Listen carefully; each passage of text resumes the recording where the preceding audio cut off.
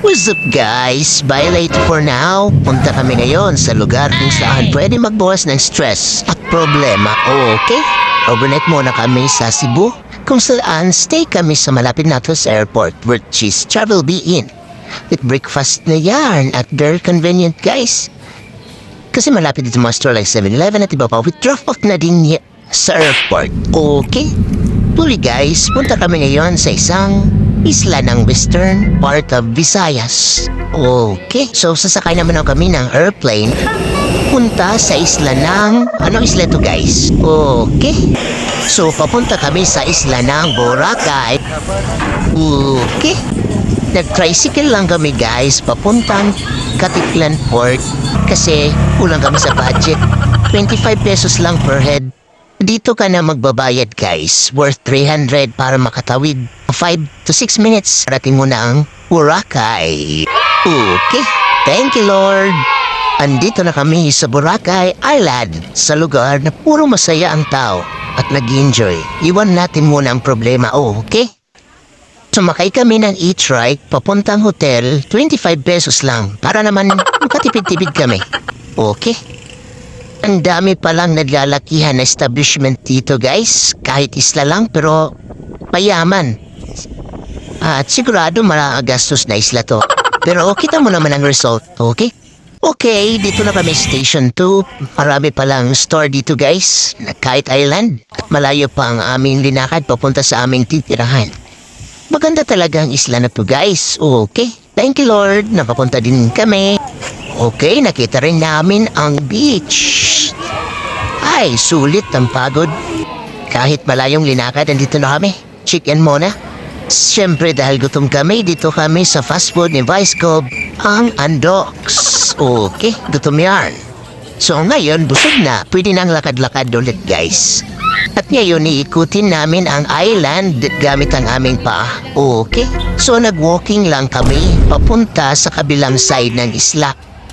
Meron din dito mga water activities at mga spot para gusto mo magpa-picture ng I Heart Boracay. So makikita mo ang view nga napakaganda talaga dito na isla.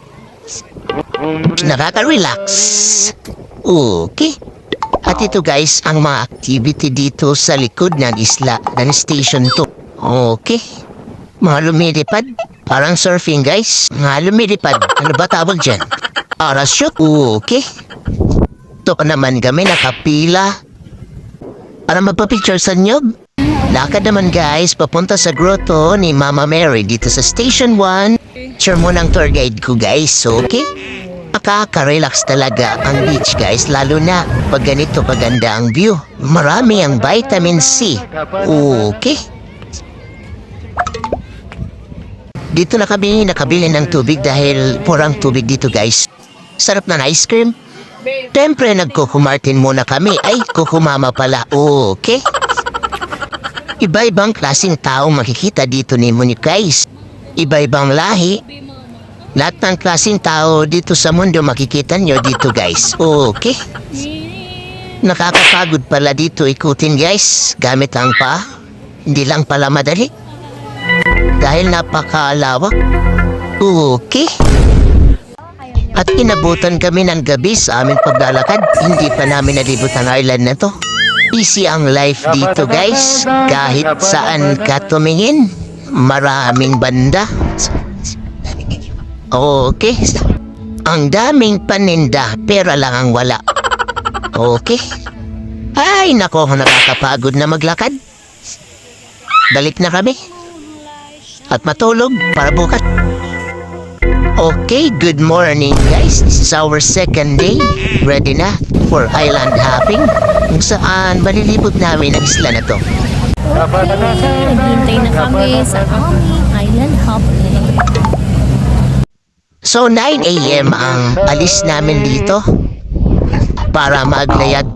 Ito kami sa Klok. Maganda kasi malaking bangka. Nakakatuwa ang aming tour guide. Dahil mataas ang energy, first nag-orient muna siya kung saan kami pupunta. Okay. Siyang isla sa mga water activities. First namin pupuntahan ay ang Coral Garden, kung saan dito ko na-experience mag-snorkeling. Ganda mga guys, try nyo. 100 lang naman ang bayad sa gear pero Optional lang kung gusto nyo, pero try nyo guys kahit mahalon kunti. Ito na part okay lang oh. Okay?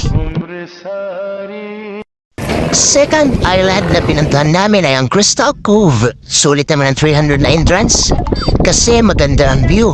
At ang cove, dito papuntang Cove 1. Okay, so paakyat na tayo pataas. At nandito na kailangan natin bumaba para makita natin ang view sa baba. Okay, so dahan-dahan lang ate, dahan-dahan lang. Okay kuya, ikaw at ako ay ready na bumaba. Okay, malakas ang hampas ng alon pero okay lang ganyan ang life. Minsan kalma, minsan masungit. Okay, so marami naman dito ang nagbabantay. Okay, pupunta naman kami sa Cove 2. Kaya lang malibot ang island na to guys. So ang ganda ng view, dahan-dahan lang pababa kasi baka makamadapa at mahulog. Andito na kami ngayon sa Cove 2, so dahan-dahan lang pababa. So mas maganda dito guys, sa Cove 2. Okay. Kaso lang, high tide at malaki ang alon. Picture muna tayo. Okay, dahan-dahan na tayo paakyat dahil marami na ang dumating. Dahan-dahan lang dahil maalit lang ang hagdanan. Okay, so pwede ka naman dito magpahinga after mo umakyat. Andun naman sa tapat ang Magic Island. Ewan ko kung anong magic dun. Jump ka lang naman dyan. Okay, at alis na kami dahil magutom na. Okay? Dito kami sa Tambisan Beach, Boracay. Para mag-eat all you can. So, mahaba-haba ang pila. Okay na ang 900 per head. Sa island hopping with inclusion na yan yung lunch. Eat all you can. So, gutom na itong kasama ko. Iba na yung kanyang pananaw. Okay lang yan, ikaw naman ang susunod. Okay, so andito na. At gutom na yan, si ate girl. Okay guys, so papunta na kami sa aming last destination. Ang Poca Beach, kung saan malaki-laki ang mga alon guys. Dahil easterlies. Pero okay lang, thank you Lord. Dahil andito na kami, nakarating din kami ng safe. Okay guys, dahil pagod kami dito. Napagod ako sa alon guys. Sobra lang ako yung nag-drive. At sobra din ang init. Kaya, relax muna tayo. Ng Kanandis. Yun na guys, nalibot din namin ang island. At pabalik na kami sa Station 1. Okay? Okay, at uuwi na naman kami. Nandito kami nasa Katiklan Airport para bumalik sa aming bayan.